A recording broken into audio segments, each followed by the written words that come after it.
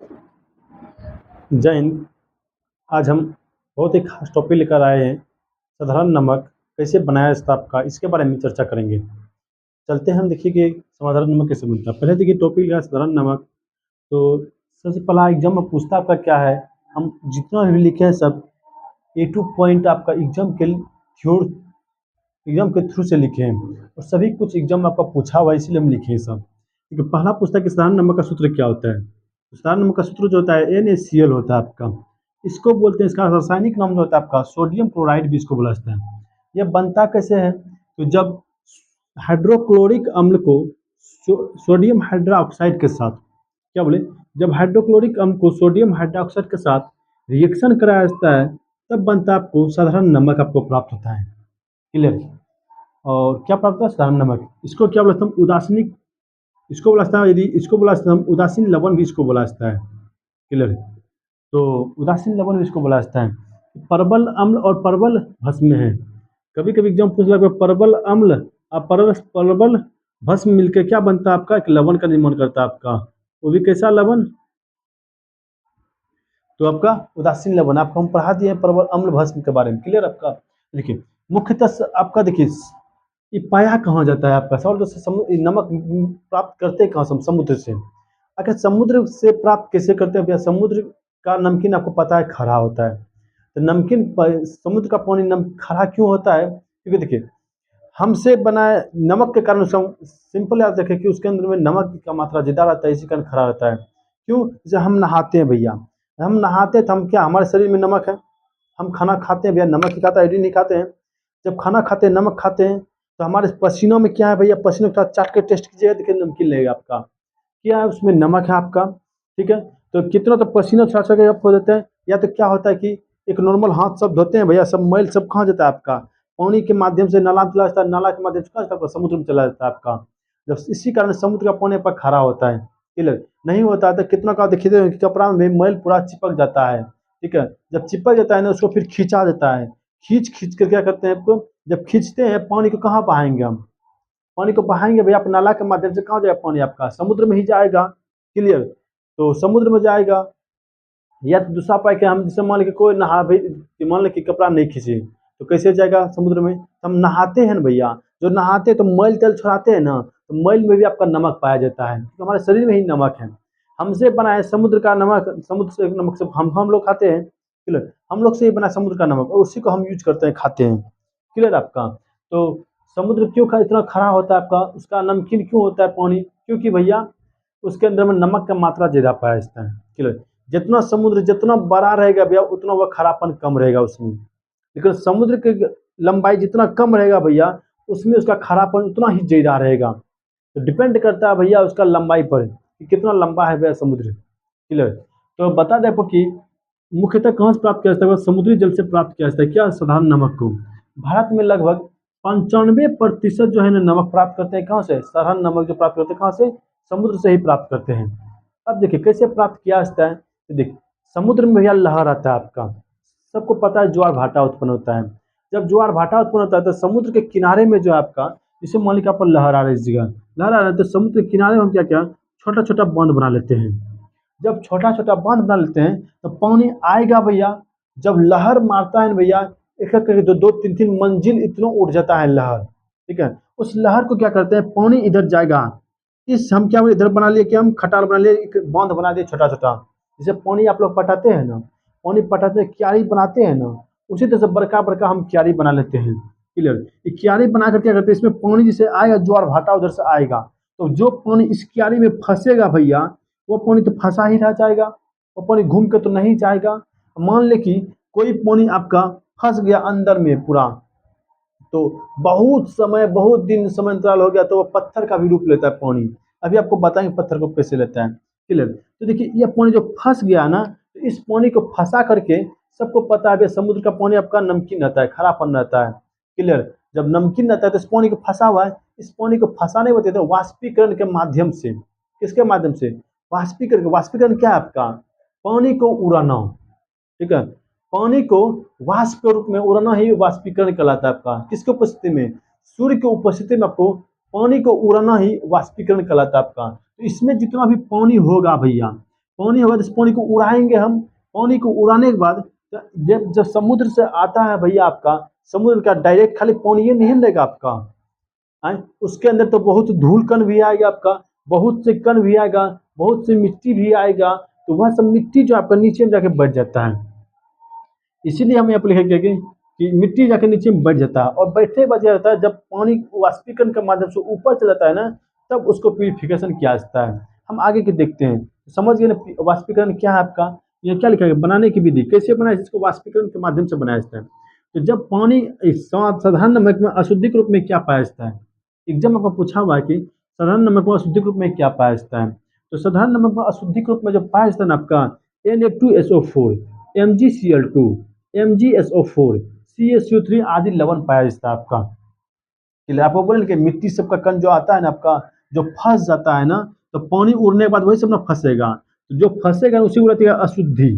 उसमें आपका नमक भी, साधारण नमक भी रहेगा उसमें, उसमें अशुद्धि भी रहेगा। क्लियर। तो अशुद्धि के रूप में क्या पाया जाता है, अशुद्धि मतलब क्या, उसमें गंदगी। अशुद्धि मतलब क्या होता है, गंदगी। उसमें गंदगी क्या पाया जाएगा, तो यही सब पाया जाता है, Na2SO4, MgCl2, MgSO4 और CaCO3 पाया जाता है। अब होता है क्या, तो हम जो खाते हैं नमक, साधारण नमक में ये सब तो अशुद्धि पाया जाता है, लेकिन साधारण नमक में जो रहता है आपका MgCl2 रहता है। क्लियर। MgCl2 आपका अशुद्धिक रूप में पाया जाता है। एग्जाम आपका कई बार पूछा है कि साधारण नमक में अशुद्धिक रूप में क्या पाया जाता है, तो MgCl2 पाया जाता है। MgCl2 क्या है, ये एक प्रस्वेदी पदार्थ है। प्रस्वेदी मतलब क्या है, स्वादिष्ट पदार्थ है। हम जैसे खाते हैं ना भैया, स्वाद को खोलता है, कोई भी चीज में इसे डालते हैं ना, उसके स्वाद को बताता है, स्वाद को चेंज कर देता है, उसे बोलता है प्रस्वेदी पदार्थ। इसका क्या काम है भैया, MgCl2 का, इसका काम है कि हवा, नमी सबको सोखता है अपने अंदर में। वायुमंडल में हवा नमी सबको है भैया, सबको सोख लेता है अपने अंदर में। इसका गुण है किसका, MgCl2 का, सोख लेता है। कभी कभी क्या होता है, देखते हैं कि बरसात के मौसम में या अभी के मौसम में, यदि मान लो बरसात का मौसम भी नहीं है, तो नमक को आप पैकेट को खुला छोड़ दीजिएगा। जब खुला छोड़ दीजिएगा ना, देखिए नमक पसरने लगता है आपका, पसीजने लगता है। तो नमक पसीजता क्यों है, तो नमक का पसीजने का सबसे बड़का करके उसके अंदर में एक गंदगी है। गंदगी क्या है आपका, MgCl2। MgCl2 के रहने के कारण, भैया ये जब हवा में आएगा ना, हवा में खुला छोड़ेंगे ना इसको, ये पसीज जाता है, मतलब क्या, पसर जाता है। क्लियर। और पानी पानी टाइप का हो जाता है, इसीलिए इसको बोलते हैं क्या, हवा में खुला छोड़ देने पर यह पसीज जाता है।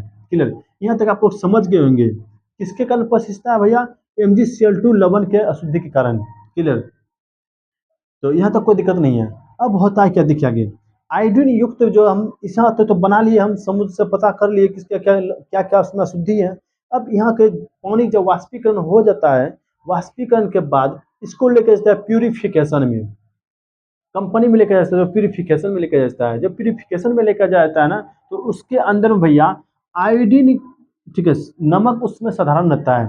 तो साधारण नमक को आयोडीन युक्त बनाने के लिए, क्लियर, क्या बनाने के लिए, आयोडीन युक्त बनाने के लिए नमक में थोड़ी मात्रा में KiO3 या Ki मिला दिया जाता है। क्लियर।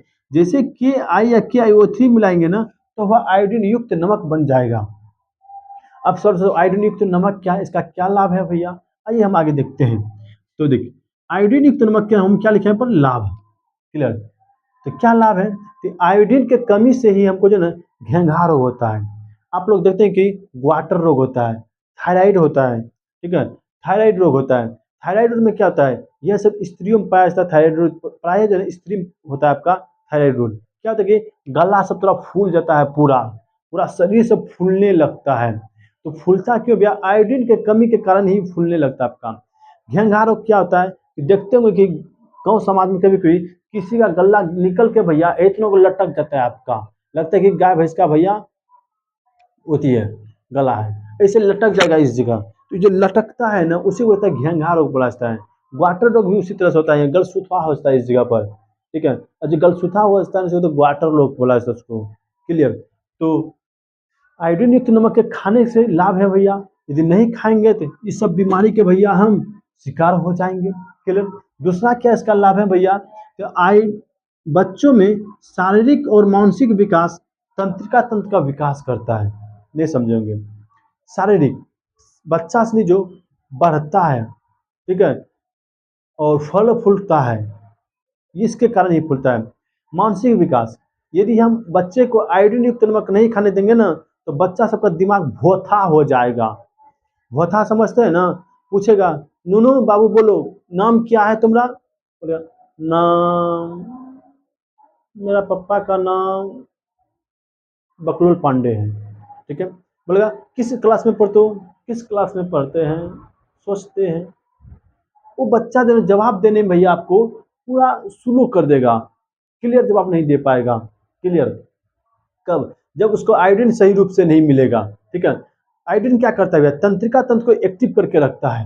ठीक है, यदि आयोडीन के कहीं आपके शरीर में ज्यादा है ना भैया, आपको काम करने में भैया क्षण क्षण काम कीजिएगा, कोई भी काम को, कोई भी चीज याद कीजिएगा ना, धाए धाए याद होगा।